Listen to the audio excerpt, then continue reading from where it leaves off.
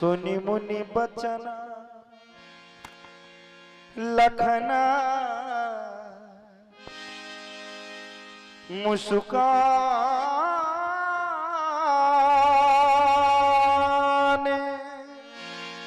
बोले परसो धरही अपमान।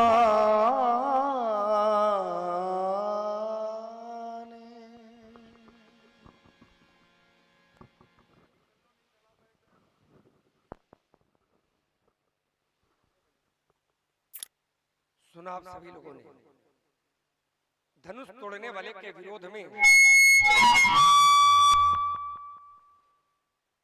श्री परशुराम जी ने एक घोषणा कर दी, जय ही शिव धनु तोरा साहस बाव सम सोरिप मोरा सो बिलगाव बिहाई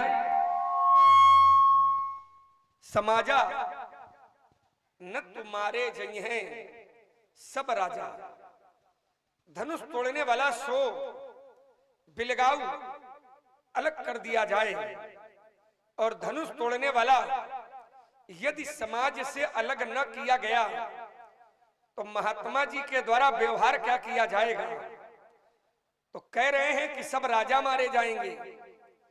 धनुष तोड़ने वाला यदि समाज से अलग न किया गया तो समस्या फिर राजाओं के ऊपर है और राजाओं में भी एक दो राजा न मारे जाएंगे। कह रहे हैं न तुम्हारे जय हैं सभी राजा मारे जाएंगे। लेकिन कब? जब धनुष तोड़ने वाला अलग नहीं हुआ तब। बढ़िया दंड विधान है, अच्छी न्याय संहिता है। यदि धनुष तोड़ने वाला अलग ना हुआ तो फिर सभी राजा दंडित किए जाएंगे। मेरा ध्यान विधाता की रचना पर केंद्रित हो गया और जिस समय मेरा ध्यान विधाता की रचना पर केंद्रित हुआ तब मुझे यह प्रमाण मिला कि विधाता की जो रचना है ये दो अधिष्ठानों को मिला करके हुई है। एक का नाम है गुण और दूसरे का नाम है अवगुण। और तभी तो आचार्यों ने प्रमाण भी दिया कि शगुन कम क्यों कर रहे उसको, शगुन क्षीर अवगुण जलताता रचे मिले परपंच विधाता। सगुणों का दूध है अवगुणों का पानी है, मिला करके ब्रह्मा ने अपनी सृष्टि का निर्माण किया है। जड़ चेतन गुण दोषमय विश्वकीन करतार। जड़ है तो चेतन भी है, गुण है तो दोष भी है, हानि है तो लाभ भी है, जीवन है तो मरण भी है। कहने का अभिप्राय केवल इतना है कि विधाता की जो रचना है ये दो अधिष्ठानों को मिला करके हुई है। गुण भी है अवगुण भी है, दिन भी है रात भी है। अब उसमें बुद्धिमानों की जिस समय श्रृंखला प्रारंभ हुई तो आचार्यों ने कहा कि जो गुण है उनको गुणी लोग ग्रहण करते हैं और जो अवगुण है उनको अवगुणी ग्रहण करते हैं। और इसीलिए गुण ग्रहण करने वाले को एक शब्द आचार्यों ने दिया कि ये गुणग्राही। गुणग्राही अर्थात गुण को ग्रहण करने वाला। संसार में दुग्ध भी है और संसार में मदिरा भी है, संसार में विष भी है, संसार में अमृत भी है। लेकिन जो अमृत को पान करता है वो विशेष पुरुष कहलाता है, जो विष पान करता है वो विशेष नहीं कहलाता है। क्योंकि अमृत पान करने वाला गुणी व्यक्ति होता है। और तभी तो आचार्यों ने कहा कि जो गुणी है उसका सबसे अच्छा गुण क्या है? जो भला पुरुष है उसका गुण क्या है? आचार्यों ने कहा भले पुरुष का गुण भलो भलाई पै लहाए लाहे निचाई नीच और सुधा सराही अमरता और गरल सराही नीच। जो भला पुरुष होता है तो भले पुरुष की प्रशंसा भलाई करने में है, और लाही निचाई नीच, और नीच व्यक्ति की प्रशंसा उसके अनुरूप कार्य करने में है। जैसे अमृत की प्रशंसा जीव को अमृत प्रदान कराने में है, वैसे ही विष की प्रशंसा जीव को मृत्यु के दरवाजे के पार पहुंचा देने में है। मेरा ध्यान इसी चिंतन को ध्यान में रखा और ध्यान मेरा परशुराम जी की ओर पहुंच गया, तो मैंने पाया कि परशुराम जी भी भले हैं, और भले यदि ना होते तो मैं परशुराम जी को प्रणाम थोड़ी करता। ये भी भले हैं, लेकिन जो इनका आज का व्यवहार है वो मुझे भला वाला दिखाई नहीं पड़ रहा है। क्यों? क्योंकि परशुराम जी के व्यवहार से जितने भले हैं वे प्रताड़ित हैं, और जितने बुरे हैं वे प्रसन्न हैं। ऐसा दर्शन कभी हमने नहीं देखा भले लोगों के बीच का, कि भले लोगों के व्यवहार से दुष्ट प्रसन्न हो और सज्जन दुखी हो। लेकिन आज मिथिला का यह दृश्य बता रहा है परशुराम जी के व्यवहार को देख करके, कि परशुराम जी के व्यवहार से जितने सज्जन हैं वे दुखी हैं, और जितने दुष्ट हैं वे प्रसन्न हैं। तो सज्जन दुखी, अब वो भी सज्जन से, जबकि सिद्धांत कहता है भलो भलाई पहला है। तो ये हमें निर्णय, ये हमें विचार, ये हमें कर्तव्य निष्ठा, ये हमारा जो अंतःकरण का व्यवहार सभा के अंतर्गत प्रकट हो रहा है परशुराम जी का, ये हमें उचित नहीं दिखाई पड़ रहा है। एक बार अपने इस निर्णय पर पुनर्विचार करने की आवश्यकता है, और जब पुनर्विचार किया जाएगा तो मेरा विश्वास है कि समाधान भी प्राप्त होगा।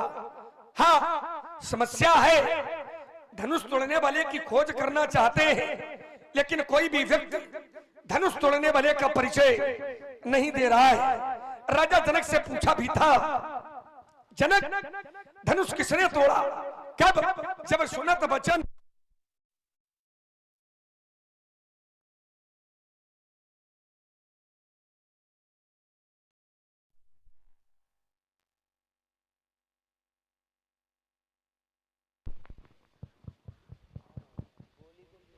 सुनत वचन फिर अनत निहारे, देखे चाप खंड मही डारे, तो अतिरिक्त बोले वचन कठोरा, और कहू जड़ जनक धनुष के ही तोड़ा।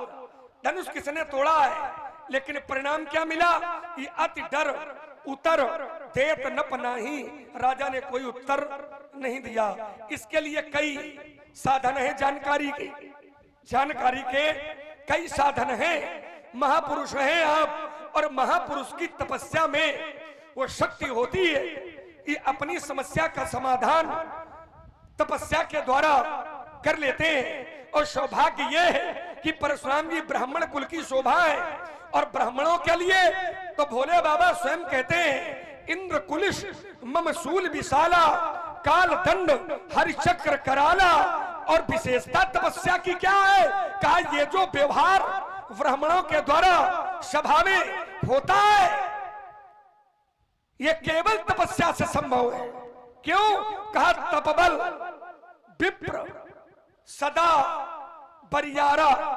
तपस्या एक ऐसा साधन है जिसके द्वारा असाध्य को भी साध्य किया जा सकता है। जो अप्रत्याशित है उसको भी प्रत्याशित किया जा सकता है। जो नहीं होना होता है वो भी तपस्या से संभव हो सकता है। क्यों? क्योंकि आचार्य कहते हैं कि तप आधार सब सृष्टि भवानी। ये जो सृष्टि है ये तप के आधार पर केंद्रित है। और महाराज जी यदि अपनी तपस्या का सहारा लेकर के धनुष तोड़ने वाले की खोज कर ले तो दुष्ट भी प्रसन्न नहीं होंगे और सज्जन भी दुखी नहीं होंगे, और इनकी अपनी समस्या का समाधान भी स्वामी जी प्रणाम। कुमार और महाराज जी से कुशल मंगल। नहीं, समाचार बिल्कुल भी ठीक नहीं है। चलिए कोई बात नहीं, हम भगवान से प्रार्थना करते हैं अब जितने समाचार खराब हो गए हैं अब ऐसे ज्यादा समाचार खराब न होए, क्योंकि जिस समय मैं अपने पक्ष की ओर ध्यान देता हूं तो मैं तो यह पाता हूं कि यहाँ कुशल सब भांति भलाई, और थोड़ी उनसे प्रार्थना करता हूं कि थोड़ी यहाँ कुशल राखें। क्रोध बहुत है और क्रोध के मूल में लगता है धनुष का टूटना है। एक बात बता दे महामुने, ये तो क्रोध का करना धनुष का टूटना है। धनुष टूट गया है इसलिए क्रोध कर रहे हो, तो फिर बहुत ही तोरी लड़काई और कबहु ना असरी सकीन गोसाई। लड़काई में हमने बहुत तोड़ी है, और जब बहुत तोड़ी तब कबहु ना असरिस, ऐसा रिस ऐसा क्रोध नहीं किया।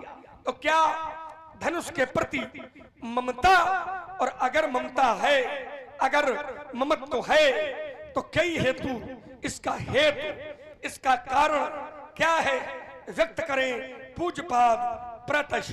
आइए जरा सब लोग अपना अपना ध्यान, अपने अपने कान दोनों हमारी तरफ करो। लक्ष्मण की एक एक बात सभी लोगों ने बड़े ध्यान से सुनी। तर्क के धरातल पर जो पहला बिंदु इनका बना, उन्होंने कहा कि विधाता की सृष्टि में अच्छे भी हैं और बुरे भी हैं, गुण भी है और दोष भी है, लेकिन अच्छे वो होते हैं जो गुणों को ग्रहण करते हैं और दुर्गुणों का त्याग करते हैं। लेकिन आज परशुराम के जीवन में उल्टा है, बुरे लोग प्रसन्न हैं, अच्छे दुखी हैं। क्यों? परशुराम का व्यवहार ऐसा है। अब इसको थोड़ा सा हमारी तरफ से समझिए। कितना भी अच्छा व्यक्ति कोई क्यों ना हो, लेकिन कोई उसकी श्रद्धा पर चोट करेगा तो श्रद्धा पर चोट होने के बाद क्या वह व्यक्ति मौन खड़ा रहेगा? क्या करेगा? पूजा करेगा? मारू करेगा? कोई कह रहा है मारू करेगा, ठीक है, अभी तो हमने मारू किया नहीं है, कहा भर है, समझो भाई। श्रद्धा पर अगर चोट होती है तो हम नहीं, बड़े बड़े महामुनि, ऋषि, ज्ञानी, तपस्वी, एक चूंकि हमारी लड़ाई शास्त्र मत की है, आज मैं अपना मत नहीं प्रस्तुत करूंगा। देखो, शास्त्र की बात हम करेंगे तो लोग मानेंगे, शास्त्र की बात लक्ष्मण करेंगे तो लोग मानेंगे। एक बार महात्मा कपिल की श्रद्धा पर 60,000 राजकुमारों ने चोट की। वो 60,000 राजकुमार सगर के पुत्र थे, तो उन्हें वंश के आए रहे क्यों भाई? या इनके वंश आए? अरे राम राम राम, तब तो और ध्यान से सुनना चाहिए भाई। इसी वंश के, शूरी वंश के 60,000 राजकुमारों ने महात्मा कपिल का अपमान किया था, उनकी श्रद्धा पर चोट पहुंचाई थी। कहा भा रहा है? स्वाहा। अच्छा, हमारे बुंदेलखंड में कहावत है कि दूध का जला माठो फूंक फूंक के पियत है। समझो 60,000 स्वाहा कराए बैठे, फिर मुनि का अपमान कर रहे हैं।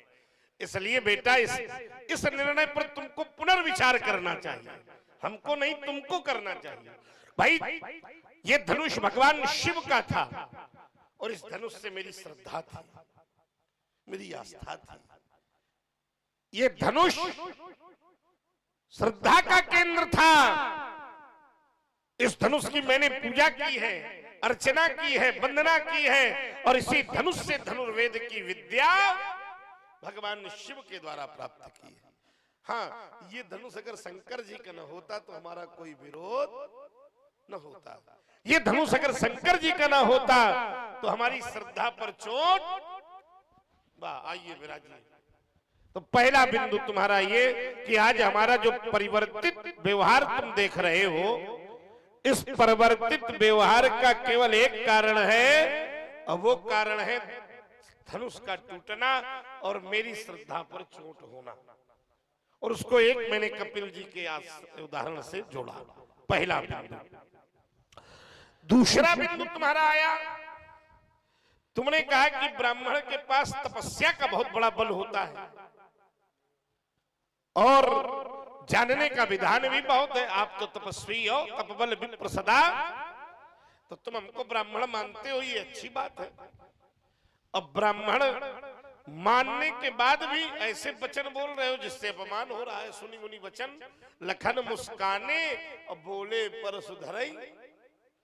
एक आदमी वो होता है जो बिना जानकारी के पाप करी जाए, और दूसर वो होता है जो जान के जबरदस्ती करे। तो दोनों के दंड में अंतर है। बिना जानकारी के हुए पाप का निवारण सत्कर्म से हो जाता है, और जानकारी के किए गए पापों का निवारण सत्कर्मों से भी होने वाला उसको भोगना ही पड़ता है। चलिए, आपने कहा कि धनुष तोड़ने वाले को तपस्या से जानो ना, आपके पास तपस्या का बल है। बात तो ये ठीक कह रहा है। देखो, व्यक्ति के पास दो प्रकार की संपत्ति होती है। एक होती है अचल संपत्ति और दूसरी होती है चल संपत्ति। कौनो से बेचत है जब बिल्कुल अंतिम स्थिति हो जाती है। अब यही साए जो हमते का शुरू में खेतवा पतवा बेच दे। तपस्या हमारी अचल संपत्ति है, और उसका उपयोग हम तब करेंगे जब सारे मार्ग जब सामने तोड़वाने वाला है, सामने तोड़ने वाला है, और हमारे हाथ में फरसा है तो थोड़ी देर में तो पता ही चल जाएगा किसने तोड़ा है। काहे को जबरदस्ती अचल संपत्ति का हम प्रयोग करें। अभी ये चल संपत्ति फरसा वाली चल रही है, तो मेरा विश्वास है कि इसी प्रयोग के द्वारा मुझे धनुष तोड़ने वाले की प्राप्ति हो जाएगी, इसलिए उसका प्रयोग नहीं कर रहा हूं। तुमने कहा ममता, ममता नहीं है बेटे, इस पर मेरा विश्वास है, श्रद्धा है, भक्ति है, इसलिए संभाल कर बोलो। छोटे राजकुमार अयोध्या के राजा के छोकरे बोलत तो ही न संहारी, धनु ही शम त्रिपुरार धनु विदित सकल संसार। आए सभी लोग अपने अपने कान हमारी ओर केंद्रित करें, और जहां से महाराज जी ने प्रारंभ किया था, हम अपने तर्क की द्वितीय श्रृंखला का वहीं से शुभारंभ करते हैं। हमने कहा था भले पुरुष का लक्षण होता है कि वो भलाई करता है। महाराज जी ने कहा लक्ष्मण देखो, अगर श्रद्धा पर चोट किसी ने की है तो फिर भलाई वाला व्यवहार नहीं हो सकता है, फिर तो केवल फरसा ही चलेगा, क्योंकि तोड़ने वाले ने मेरी श्रद्धा पर चोट की है। अब मेरा चिंतन श्रद्धा पर पहुंचा, क्योंकि श्रद्धा के 3 प्रकार होते हैं। श्रद्धा के 3 प्रकार हैं। एक प्रकार है व्यक्ति परक श्रद्धा, दूसरा प्रकार है वस्तु परक श्रद्धा, और तीसरा प्रकार है ईश्वर परक श्रद्धा। संसार के प्रति श्रद्धा, वस्तु के प्रति श्रद्धा और ईश्वर के प्रति श्रद्धा। तो केवल एक श्रद्धा तो ऐसी है जिसका विनाश संभव नहीं है, बाकी कोई भी श्रद्धा हो सबका एक न एक दिन विनाश संभव है। व्यक्तिपरक श्रद्धा उसका भी विनाश होता है, वस्तुपरक श्रद्धा उसका भी विनाश होता है, लेकिन अगर श्रद्धा ईश्वर परक है तो ईश्वर परक श्रद्धा का कभी विनाश होने वाला नहीं है। जैसे छोटा सा उदाहरण दूंगा, बच्चे हैं, हम सभी लोग अपने माता पिता से श्रद्धा करते हैं, माता पिता को प्रणाम करते हैं, लेकिन एक समय ऐसा आता है कि माता पिता भी हमको छोड़ करके चले जाते हैं, तो इस श्रद्धा का विनाश होता है। लेकिन ईश्वर के प्रति की जाने वाली श्रद्धा, इसका कभी विनाश होने वाला नहीं है, क्योंकि ईश्वर हम नहीं थे, ईश्वर तब भी था, हम नहीं रहेंगे, ईश्वर तब भी रहेगा, हम हैं, ईश्वर तब भी है। तो ये जो आपकी श्रद्धा है ये हमें कुछ ठीक नहीं लग रही है, क्योंकि आपकी जो श्रद्धा है वो धनुष के प्रति है। अगर यही श्रद्धा भोले बाबा के प्रति होती तो इस श्रद्धा का कभी विनाश होने वाला नहीं था, और क्रोध करने का फिर कोई औचित्य नहीं। आपने कपिल जी का उदाहरण दिया कि कपिल महाराज ने सगर के 60,000 पुत्रों का अंतिम दिन कर दिया था। जिस समय वो तपस्या में तल्लीन थे, सगर के 60,000 पुत्र जो कि महाराज ने अश्वमेध यज्ञ करवाया था। और अश्वमेध यज्ञ का नियम होता है घोड़ा छोड़ा जाता है और घोड़ा जहां तक जाता है वो भूमि उस राजा के अधीनस्थ हो जाती है। घोड़े को पकड़ने वाला कोई व्यक्ति नहीं था।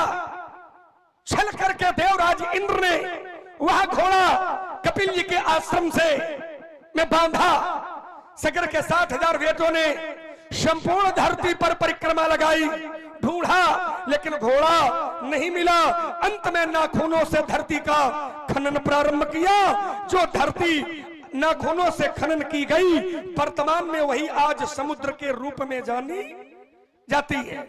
कपिल जी के आश्रम में घोड़ा देखा, न जानकारी के कारण कपिल जी को उल्टा सीधा कहा, न जानने के कारण कपिल जी को तिरस्कृत किया, न जानने के कारण कपिल जी को अपमानित किया और सगर के 60,000 पुत्रों को कपिल जी ने जला करके भस्म कर दिया। तो जो सगर के 60,000 बेटों ने किया था, क्या वही राजा जनक ने किया? क्या सगर के जो 60,000 बेटों ने किया है, क्या वही राजा जनक ने किया है? अगर चिंतन करोगे तो पाओगे सगर के 60,000 बेटों ने अन्याय किया था। सगर के 60,000 बेटों ने अपमानित किया था। सगर के 60,000 बेटों ने तपस्या में विघ्न डाली थी। लेकिन राजा जनक ने अन्याय किया है का? तोड़ने वाले ने अन्याय किया है का? तो कपिल जी का उदाहरण और राजा जनक के चरित्र से यहां पर देना ठीक है नहीं है। और देखिए, कपिल जी ने 60,000 बेटों को जलाया, तो कपिल जी के इस व्यवहार से क्या दुष्ट प्रसन्न हुए या साधु दुखी हुए? कपिल जी ने जिस समय यह व्यवहार किया था तो क्या दुष्ट प्रसन्न है? लेकिन आपका व्यवहार, इसलिए मैंने वो बिंदु बना करके रखा था कि मैं ऐसा पहली बार ये व्यवहार देख रहा हूं कि इनके व्यवहार से जो दुष्ट हैं वे प्रसन्न हैं और जो सज्जन हैं वो दुखी हैं। ऐसा क्यों? क्योंकि ये तो अप्रत्याशित है। अप्रत्याशित पूरे जीवन में कभी परशुराम जी के द्वारा ऐसा नहीं किया गया है और ना ही ऐसा हुआ है। और जब नहीं हुआ है तो आज क्यों? ऐसा नहीं कि फरसा आपने नहीं चलाया, फरसा खूब चलाया, खून की नदियां खूब बहाई हैं, लेकिन जैसा आज कर रहे हो वैसा नहीं हुआ है। जब फरसा चला है तो दुष्ट दुखी हुए हैं। जब फरसा चला है तो दुष्टों की गर्दन काटी गई है। जब खून बहाया है तो दुष्टों का बहाया है। जब दुखी हुए हैं तो दुर्जन दुखी हुए हैं। लेकिन आज कहानी उल्टी है, सज्जन दुखी है और दुर्जन खुशी है। क्या ये व्यवहार कपिल जी के उसमें हुआ था? अगर हुआ हो तो लाइए हम उसका स्वागत करेंगे। तीसरा बिंदु, आपने कहा लक्ष्मण तुम कहते हो तपस्या से हम जान लें, कहते तो तुम ठीक हो, लेकिन ये तो मेरी अचल संपत्ति है। ध्यान देना, अचल संपत्ति ब्राह्मण की तपस्या नहीं है। ब्राह्मण की तपस्या चल संपत्ति है। जिसको आप अस्त्र शस्त्र को चल संपत्ति बता रहे हो, फरसे को, ये ब्राह्मण की अचल संपत्ति है। और ब्राह्मण के लिए अचल और चल, हमने पहले इसीलिए एक चौपाई पढ़ी थी। तपस्या एक ऐसा साधन है जो न होने वाला कार्य हो वो भी संभव है। जो कार्य ना ही हो सकता है, ना ही किया जा सकता है। और एक छोटा सा उदाहरण देखा हो तो तपस्या का ही परिणाम है कि बड़े बड़े तपस्वियों ने तपस्या की और वरदान मांग लिया कि उनके कोई बच्चा ना हो। पर्दा डाले हो, विद्वान लोग समझ जाएंगे। एक ने तपस्या की और तपस्या करके वरदान मांगा कि इनके कोई पुत्र ना हो। अब वरदान मिल गया कि हाँ, इनके अंश से कोई बेटा पैदा नहीं होगा। लेकिन साधना में वो शक्ति है कि वरदान तो है कि बेटा नहीं होगा, लेकिन एक नहीं, साधना के बल पर 4-4 लड़का आंगन में खेल रही है। जो नहीं हो सकता है वो संभव है। और इसीलिए तो आचार्य कहते हैं कि तपते अगम न कछु संसारा, तपस्या के द्वारा संसार में ऐसा कुछ भी नहीं है जो न किया जा सके। संसार में ऐसा कुछ भी नहीं है जो न किया जा सके, और जो न किया जा सके वो कार्य जब तपस्या के द्वारा संभव है, तो फिर आपको फरसा चलाने की क्या जरूरत है? भाई आपको तोड़ने वाले को चाहिए ना, तो तोड़ने वाले की खोज कर लीजिए। अब बड़े बड़े तपस्वियों ने, अब देख ले विश्वामित्र जी, कोई कम शक्ति है क्या आपसे? आप केवल इतना अंतर है कि आप फरसा लिए हो, वो फरसा है नहीं। अब बड़े बड़े फरसा, बड़े बड़े धनुष, बड़ी बड़ी तलवारें एक ब्रह्मदंड के आगे नतमस्तक हो जाती हैं। आचार्य कहते हैं जिस समय एक राजा का एक ब्राह्मण से युद्ध हुआ तो उसने कहा एकेन ब्रह्मदंडेन सर्वान शस्त्र हतानि में दिग्बलम क्षत्रिय बलम ब्रह्म तेजो बलम बलम। क्षत्रिय बल को धिक्कार है, ब्राह्मण का बल तेज युक्त है, दिग्बलम क्षत्रिय बलम ब्रह्म तेजो बलम बलम। एकान शस्त्र हतानि में, एक ब्रह्मदंड के आगे सारे शस्त्र बेकार हो जाते हैं। ये तो एक पराजित महात्मा ने कहा था। किसने कहा था? पर्दा पड़ा है, जानते होगे, आपने जानते होगे तो देवेंद्र भैया तो पक्का जानते होंगे।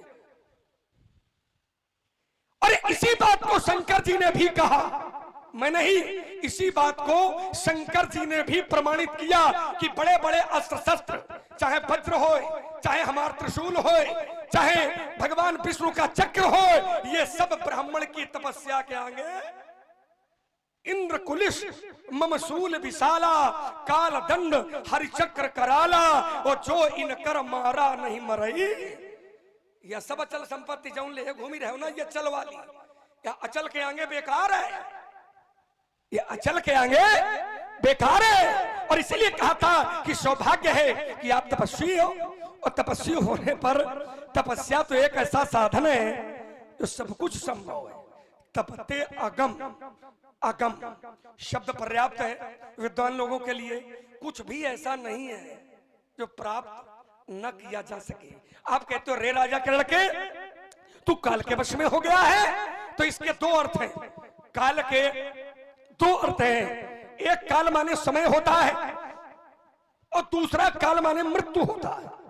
तो अगर आपका संकेत समय की ओर है तो मेरा कोई विरोध नहीं है, क्योंकि समय के बस में हैं हम।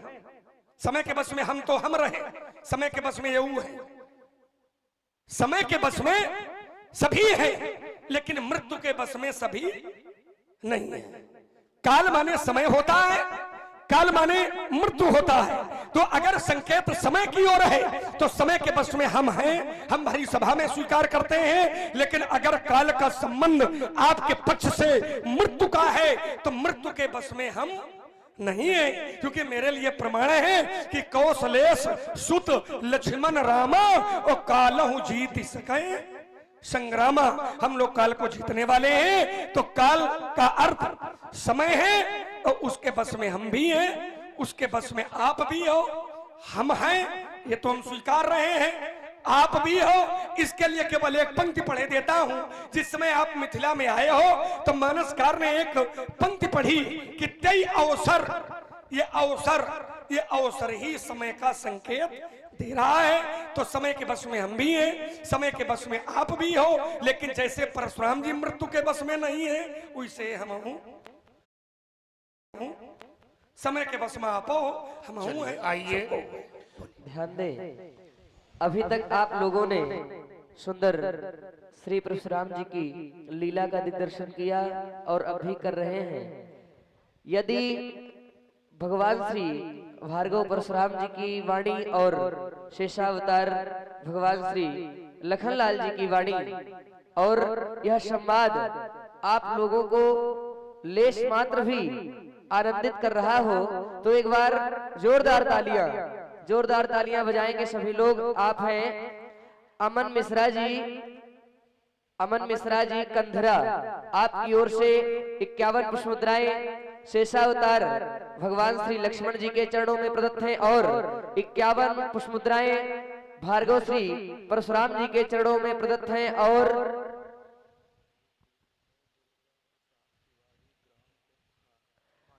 आप हैं श्री दुर्गा प्रसाद तिवारी जी मास्टर साहब ग्राम कुर्था, आपकी ओर से भगवान श्री लक्ष्मण जी के चरणों में 21 पुष्पमुद्राएं और भार्गव श्री परशुराम जी के चरणों में 21 पुष्पमुद्राएं प्रदत्त हैं। बहुत बहुत धन्यवाद। साधुवाद। चलिए देवेंद्र भैया भी आ गए, अच्छी बात है। इन्होंने कहा कि समय के चक्र में सब वशीभूत है। इस बात को मैं सीधे काट रहा हूं, एक तर्क दे रहा हूं।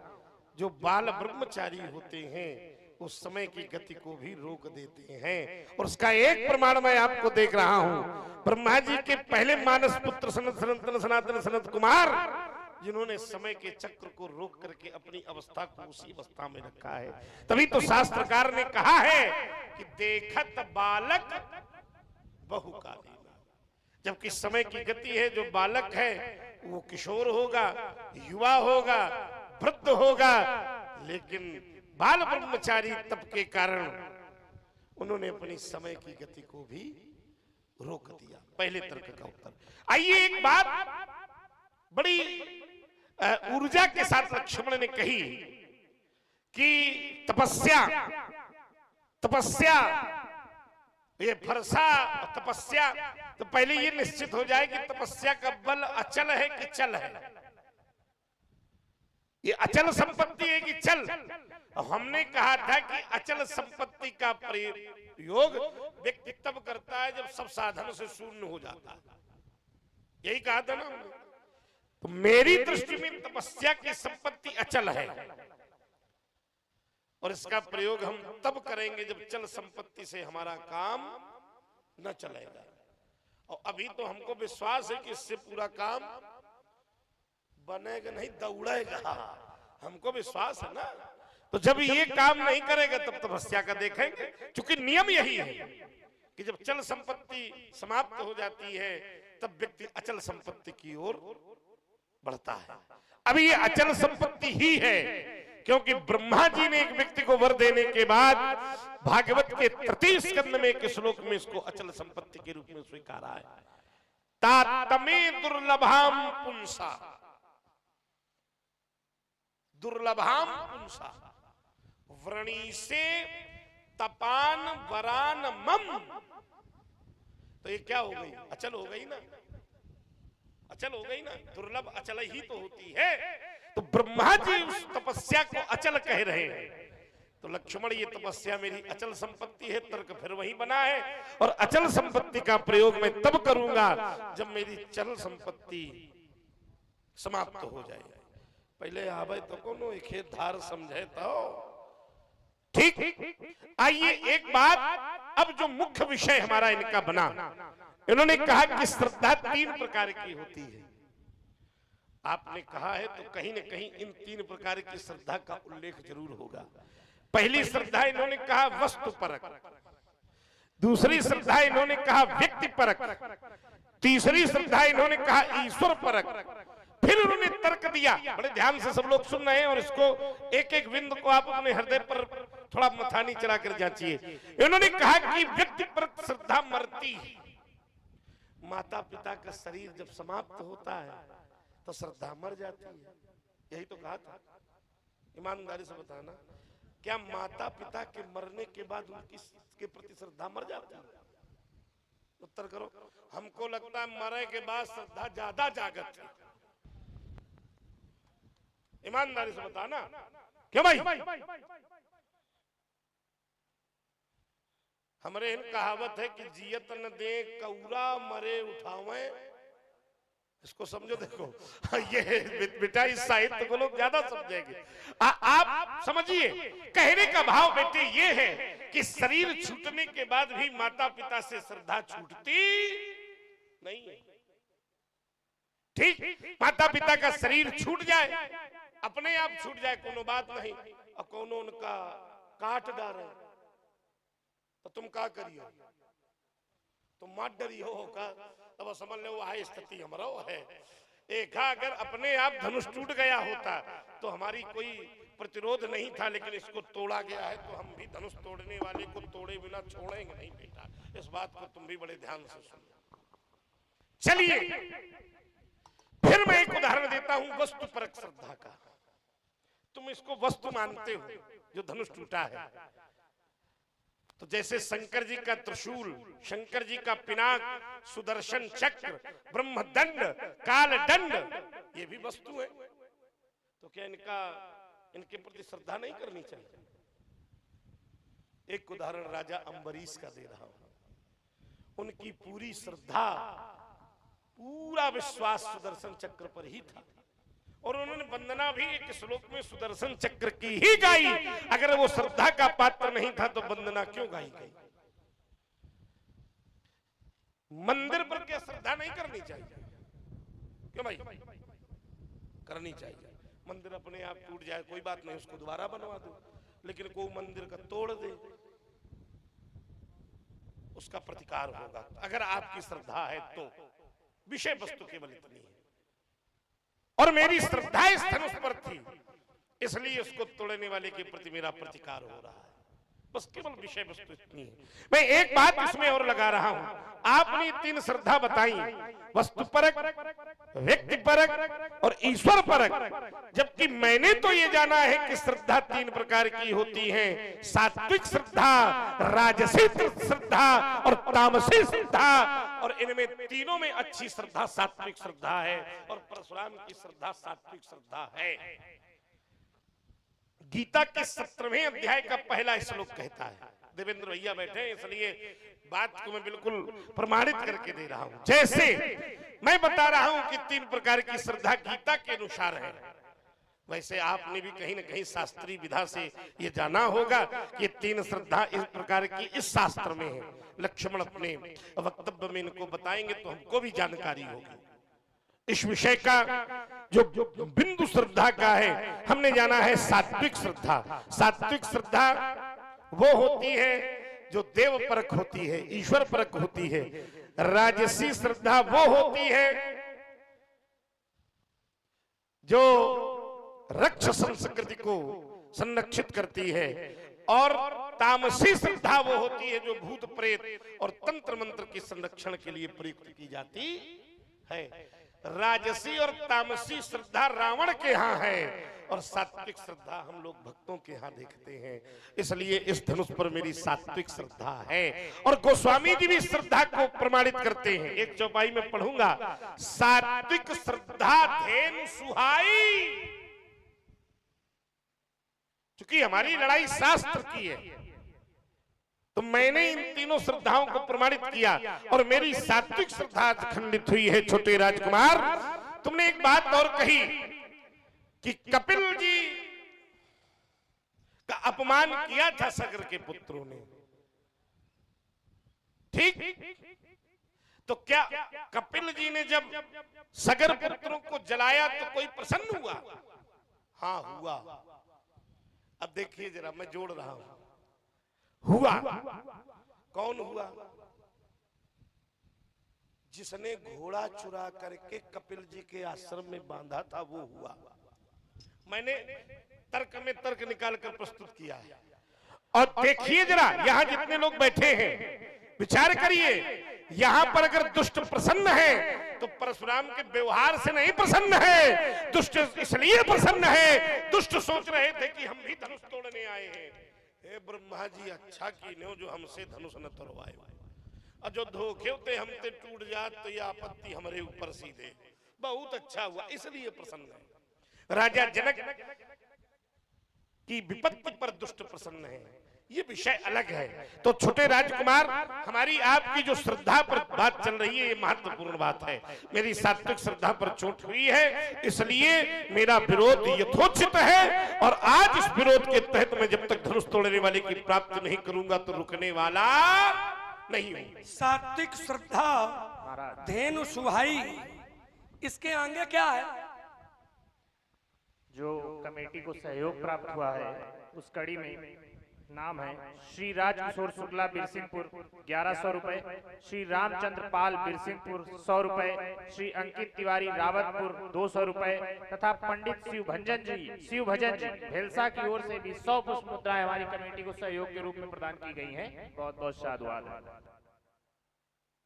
और हमारे श्री रानू तिवारी जी की ओर से 50-50 पुष्प मुद्रिकाएं दोनों प्रभुओं के श्री चरणों में अर्पित हैं। बहुत बहुत धन्यवाद। आपने कहा मेरी जो श्रद्धा है ये सात्विक श्रद्धा है, और श्रद्धा के 3 प्रकार हमने बताए और आप भी 3 प्रकार बता रहे हो, लेकिन वो जो 3 प्रकार हैं आपके वो यही प्रकार है जो आप बता रहे हो। अंतर है, हम सरल कर रहे हैं, आप उसको थोड़ा कठिन कर रहे हो, इतना अंतर है केवल। हम थोड़ा सरल करके सभा में परोस रहे हैं। वस्तुपरक श्रद्धा, व्यक्तिपरक श्रद्धा और ईश्वर परक श्रद्धा। तो ये जो सात्विक श्रद्धा है इसका संकेत कहां की ओर है? तामसी श्रद्धा की ओर है, राजसी श्रद्धा की ओर है या सात्विक श्रद्धा की ओर है? जो ईश्वर परक श्रद्धा है इसका संकेत कहां की ओर है? तामसी, राजसी की ओर कहीं? और इसीलिए आपने चौपाई जरूर पढ़ी कि सात्विक श्रद्धा धेनु सुहाई। तो सात्विक श्रद्धा धेनु सुहाई ये ऐसे नहीं आती है जैसे बता रहे हो। सात्विक श्रद्धा धेनु सुहाई, सात्विक श्रद्धा रूपी धेनु माने गाय, ऐसे नहीं आती है। कब आती है? कब आती है? जब उसकी कृपा होती है। बिना उसकी कृपा के सात्विक श्रद्धा का प्रादुर्भाव नहीं होता है। ठीक है ना? ये सात्विक श्रद्धा है। राजसी श्रद्धा संसार के प्रति है, संसार के प्रति, जहां से संसार से मेरा कल्याण हो, जहां से मेरी भलाई हो, ये सांसारिक श्रद्धा है, राजसी श्रद्धा है। आपने, और इसीलिए मैंने कहा था कि अगर श्रद्धा व्यक्तिपरक, वस्तुपरक ना हो करके अगर ईश्वर परक होती तो फिर आपका क्रोध ना होता। अब मैं फिर कहता हूं, जिस चौपाई का सहारा लिया है कि सात्विक श्रद्धा, अगर सात्विक श्रद्धा होती तो वहां पर क्या होता है? कहा योग अगिन कर प्रकट तब कर्म शुभाशुभ लाए, अब बुद्धि सिरावे ज्ञान घृत तो ममता मल चरी जाए। वहां पर सब खत्म हो जाता है। जाए के लिए फरसा चला रहे हो तो कह रहे हो कि यह श्रद्धा है, जबकि शास्त्र कहता है कर्म शुभाशुभ लाई। लाई, लाई माने ईंधन। तो जब लाई माने ईंधन, जब कर्मों को जला दिया जाएगा तो फिर फरसा चलेगा क्या? सोचिए जरा, जब कर्म रूपी कर्म को लाई की जगह रखा जाएगा, लाई माने ईंधन, और जब ईंधन में आग लगेगी तो ईंधन क्या होगा? ईंधन जल जाएगा, और जब ईंधन जल जाएगा तो क्या फरसा चलेगा?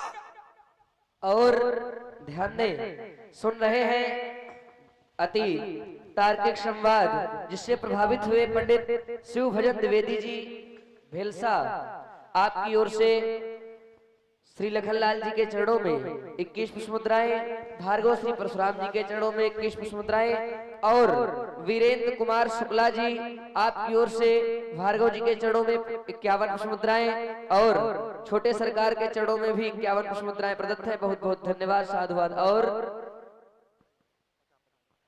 कमलेश तिवारी जी ककरैया, आपकी ओर से भी भार्गव श्री परशुराम जी के चरणों में 51 पुष्प मुद्राएं और शेषावतार श्री लक्ष्मण जी के चरणों में भी 51 पुष्प मुद्राएं प्रदत्त है। बहुत बहुत धन्यवाद, साधुवाद। आइए, और इसीलिए मैंने कहा था कि श्रद्धा आपने कहा छूट जाती है, हमने छूटने का नाम नहीं लिया था, हमने टूटने का नाम लिया था। टूटना और छूटना इसमें अंतर है। हमने श्रद्धा छूट जाती है ये नहीं कहा था, हमने ये कहा था श्रद्धा टूट जाती है। श्रद्धा टूटती है। और उदाहरण भी हमने दिया था कि जैसे हमारे माता पिता हैं और जब संसार से चले जाते हैं, मैं उनके प्रति श्रद्धालु हूं, श्रद्धा से उनके सेवा करता हूं, लेकिन जब वो संसार से चले जाते हैं तो मेरी श्रद्धा का खंडन हो जाता है। लेकिन यही श्रद्धा अगर हम भगवान से कर लेंगे तो ये श्रद्धा का कभी खंडन होने वाला नहीं है। बात इतनी है, हम ये नहीं करें कि ये श्रद्धा गलत है, लेकिन इस श्रद्धा का कभी न कभी किसी न किसी परिस्थिति में एक न एक दिन खंडन होता है। ये श्रद्धा मेरी टूटती है। हमने छूटने के लिए नहीं कहा। अगर श्रद्धा छूटती होती तो पितृपक्ष में फिर पितरों को पानी ही कह दिया जाता। श्रद्धा छूटती नहीं है, लेकिन श्रद्धा टूटती है। श्रद्धा टूटती है। और आपने उत्तर टूटने का न दे करके अलग से दे दिया है, तो थोड़ी मेरी बात अगर आप ध्यान से सुनेंगे महाराज तो थोड़ा ठीक रहेगा। श्रद्धा छूटती नहीं है, श्रद्धा टूटती है। जैसे माता पिता हैं, संसार से चले जाते हैं तो ये श्रद्धा मेरी टूट जाती है। लेकिन वही एक समय आता है पितृपक्ष का कि हम लोग अपने माता पिता को तो बिना श्रद्धा के थोड़ी है, लेकिन ये भी श्रद्धा जब वो संसार से गए हैं तो वो टूटी है। लेकिन ईश्वर के प्रति आपने कहा जैसे मंदिर है, बढ़िया रहा, अच्छा लगा। मंदिर है, मंदिर आज ये छोटा है, मंदिर कल का हो बड़ा हो जाए। मंदिर आज ये छोटा है, कल का हो गांव के लोग सहयोग करें तो ये मंदिर विशाल बन जाए। तो मंदिर छोटा हो सकता है, मंदिर बड़ा भी हो सकता है। मंदिर आज है, मंदिर कल का हो नहीं हो रहा है, लेकिन जो भगवान है वही भगवान काल हो रहा है, भगवान आ जाओ है और भगवान बात दिया है। भगवान आज भी है। भगवान हम नहीं थे, भगवान तब भी थे। हम हैं, भगवान तब भी है। हम नहीं रहेंगे, भगवान तब भी रहेंगे। इसलिए जो मेरी श्रद्धा का मूल केंद्र बिंदु होना चाहिए, मेरी क्या संसार में प्रत्येक व्यक्ति की श्रद्धा का जो मूल होना चाहिए वो ईश्वर होना चाहिए, न कि संसार। वो ईश्वर होना चाहिए। और यही मैं कह रहा हूं कि अगर आपकी श्रद्धा ईश्वर के प्रति होती, शंकर जी के प्रति होती, तो विश्वास मानिए इस श्रद्धा का कभी खंडन होने वाला नहीं था। लेकिन आपकी श्रद्धा वस्तु के प्रति है। आपने कहा लक्ष्मण तुम इसको वस्तु कह रहे हो, हम ही थोड़ी कह रहे हैं, संसार कह रहा है। आपने स्वयं कहा है, मेरे भैया से कहा था कि सुनो राम जय शिव धनु धनु धनु। धनु माने ये व्यक्ति है कि वस्तु है? धनु धनु क्या ये वस्तु है कि व्यक्ति है? हमने थोड़े, अरे आप मिथिला में जब आए थे तो पहली चौपाई आपके लिए मानसकार ने प्रयोग किया था कि तेई अवसर सुनि शिव धनु। तो ये धनु क्या है? व्यक्ति आएगा, ये वस्तु है। और इसीलिए मैंने कहा था कि आपकी जो श्रद्धा है वो वस्तु परक श्रद्धा है, ये ठीक नहीं है। हमने कहा था कपिल जी ने जैसा व्यवहार सगर के 60,000 बेटों ने किया है, क्या वैसा ही व्यवहार राजा जनक ने किया? सगर के 60,000 बेटों ने जैसा व्यवहार किया है, क्या वैसा ही व्यवहार राजा जनक ने किया या तोड़ने वाले ने किया? नहीं है। आप समझिए तो। और फिर सगर जी ने जो किया ये नियम नहीं है, ये अपवाद है। भला पुरुष, और मैं फिर एक नया दर्शन दे रहा हूं। जैसे संत है, संत है चंदन और परशु है कुटिल माने दुष्ट। परशु है असंत और संत है चंदन। चंदन के वृक्ष के ऊपर असंत रूपी कुल्हाड़ी चलती है। और चंदन का व्यवहार क्या होता है स्वामी जी? सोचिए, विचार करिए। और इसीलिए तो आचार्यों ने कहा कि संत असंतन कै अस करनी जिमि कुठार चंदन आचरणी। जैसे कुठार और चंदन आचरणी, आचरणी माने व्यवहार कैसा होता है? कहा काटई मले, मले माने चंदन, जो फरसा है वो चंदन को काटता है। काटई मले परस सुन भाई, लेकिन चंदन का गुण ये होता है कि निज गुण देह सुगंध। और इसीलिए मैंने कहा था भलो भलाई पहला है। तो कपिल जी का उदाहरण ले रहे हो, कपिल जी का उदाहरण, ये कोई नियम थोड़ी है, नियम नियम से कटेगा, ये तो अपवाद है। जैसे एक छोटा सा उदाहरण दूं, अगर कोई पूछ दे कि साल भर में कितने महीने होते हैं, कोई अगर आप लोगों से पूछे कि वर्ष में कितने महीने होते हैं, तो क्या उत्तर आएगा? वर्ष में कितने महीने? 12। यह नियम है, लेकिन कबहू कबहू 13 हो जाते हैं, तो ये नियम थोड़ी आए। अब के जो देखो उई वाले साल में 13 महीने हो रहा है, तो 13 महीने होना ये नियम नहीं है विप्र देवता, ये अपवाद है। जैसे संसार का नियम है कि जो आया है उसको एक न एक दिन यहाँ से जाना पड़ेगा। इसी का नाम जगह है। जा माने जन्म लेना और का माने गमन करना, ये नियम है। लेकिन इसी संसार में बहुत लोग आए हैं लेकिन जाने वाले नहीं है। उनमें हो सकते हैं एक आप भी हो, आए हैं लेकिन जाएंगे नहीं। तो ये नियम थोड़ी है कि जो आएगा वो नहीं जाएगा। नियम ये है कि जो आया है सो जाएगा। राजा रंग फकीर और कोई सिंहासन चढ़ गया, कोई बांधा गया, ये नियम है। एक बात इन्होंने अपने बुंदेलखंड की बताई, हमें लगता है ये बुंदेलखंड और रुहेलखंड, इनको खंड खंड न कराओ। खंड रहा है, लेकिन अब मेरे देश के राजा ने उस खंड को भी अखंड कर दिया है। 370 लगा खत्म कर दिया। जौन खंड रहा है भारत का, वो भी अब खंड नहीं रहा है। अब वो भी, क्योंकि भारत को खंडों में मत बांटिए। क्षेत्रवादिता, भाषावादिता, जातवादिता, ये सब नहीं।